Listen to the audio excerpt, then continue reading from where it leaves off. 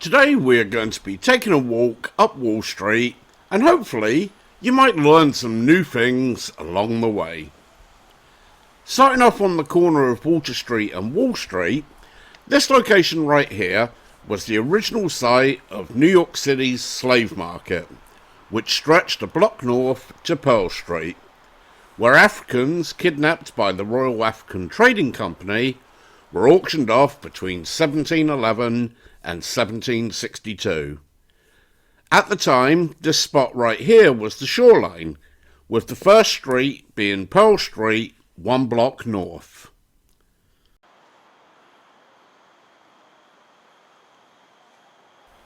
As you will see, my camera is currently focused on 95 Wall Street as I do this intro.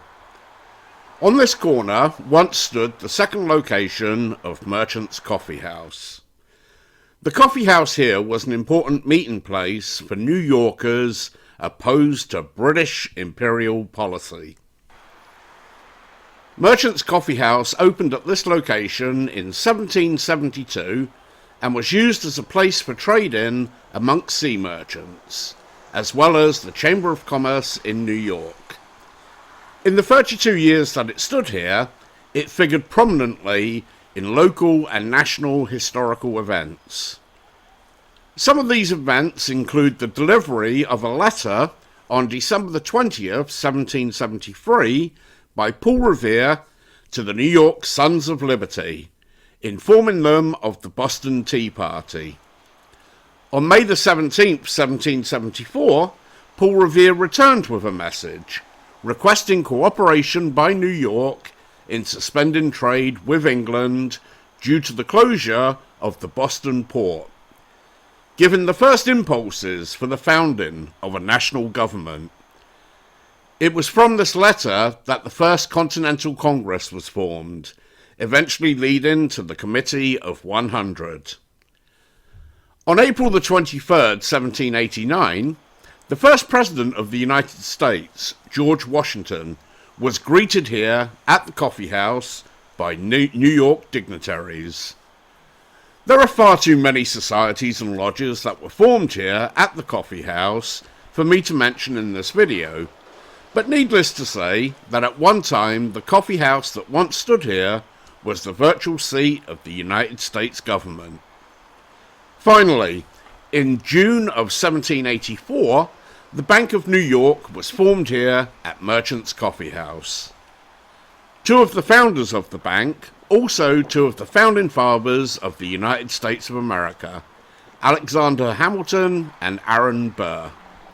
Coincidentally, 20 years later, Burr killed Hamilton in a gun duel.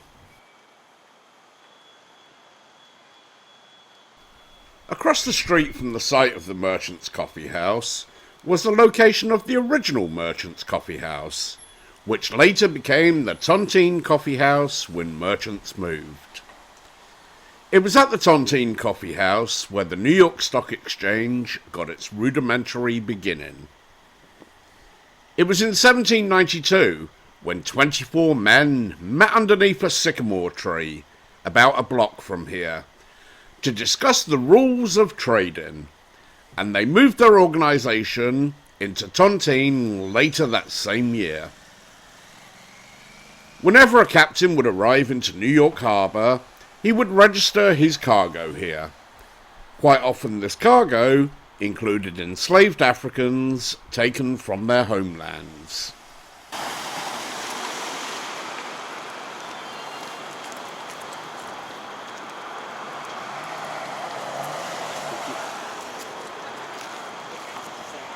Doesn't look like either of you are moving.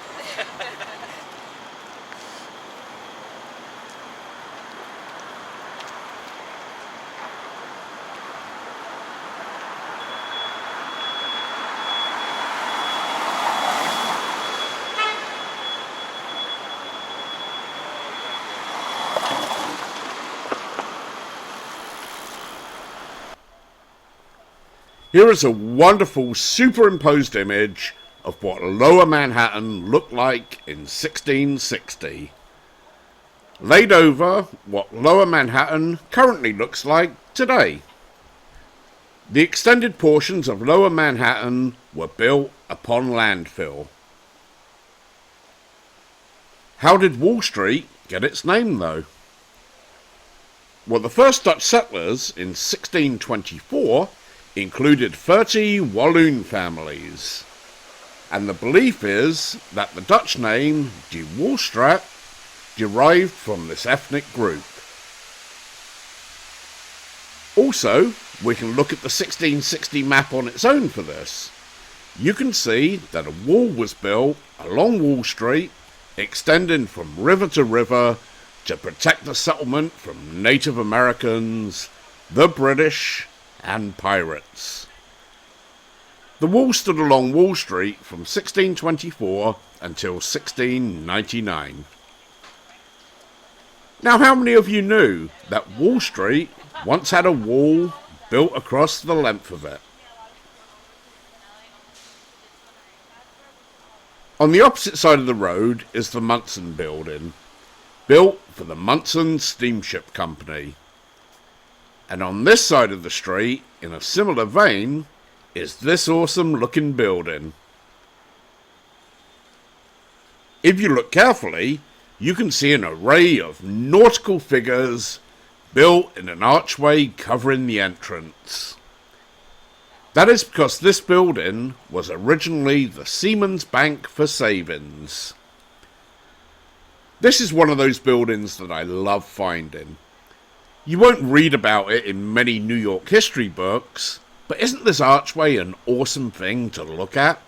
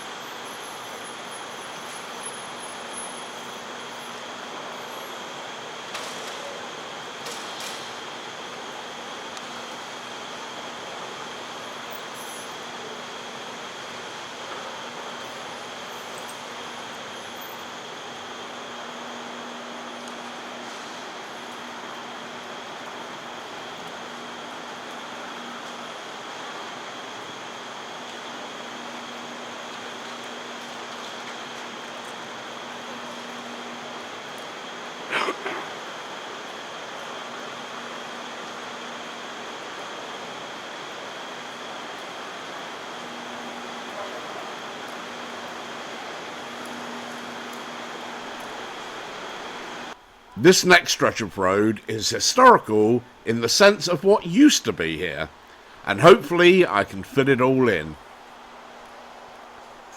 First of all, the aforementioned sycamore tree, where the New York Stock Exchange got its beginning, was right here in this vicinity. Across the street is the 1929 headquarters of investment bankers Brown Brothers Harriman.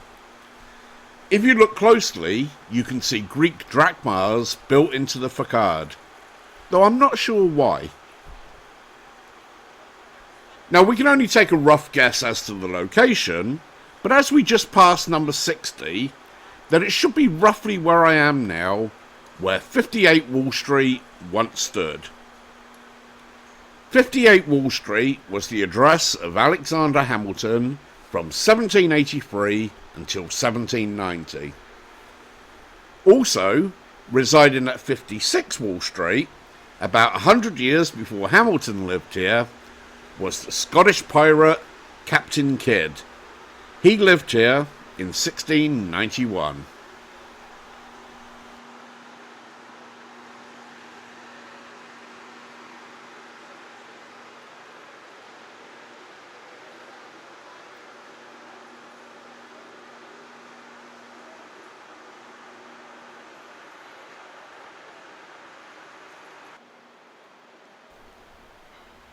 Finally on this stretch is the Bank of New York building. Originally built in 1797, the building now is the third structure to go up in this location. As you will see though, the original cornerstones were left remaining. Now you will get to do some reading as I walk by this building, and I will be back in a couple of minutes.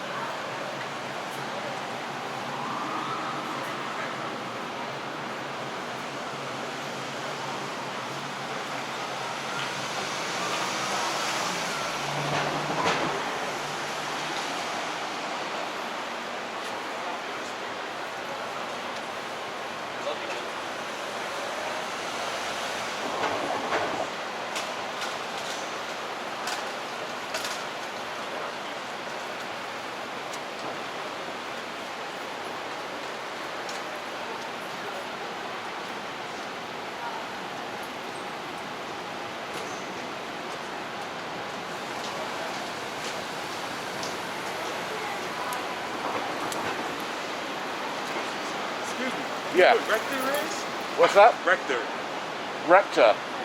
You know what? I don't off the top of my head. Sorry, boss. It's not far around here. I know that.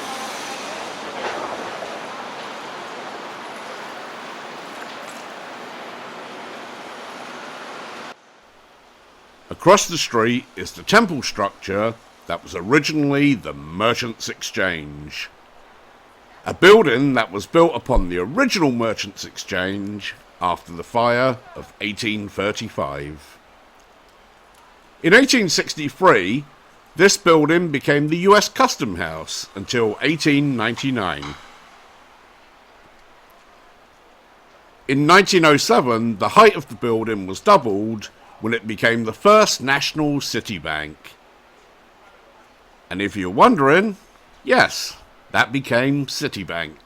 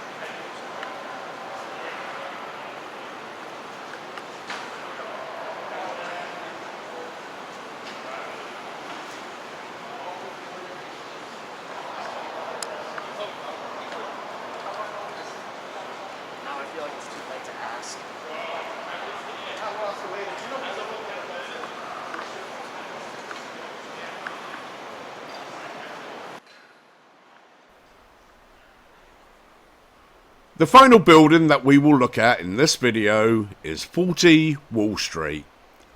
It was designed to be the tallest building in the world when it was built in 1930 for the Manhattan Company, and it was originally known as the Bank of Manhattan Trust Building.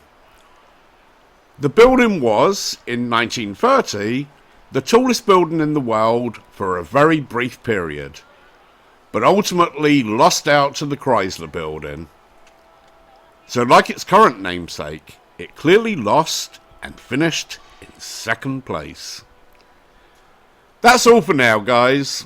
I hope that you enjoyed a very brief history of the buildings on Wall Street, and I'll be back soon with another history video. Of course, if you like this video, by all means please click the like button, that is always welcome, and please feel free to leave your comments. I love to hear from you, and I respond to everyone. Bye for now.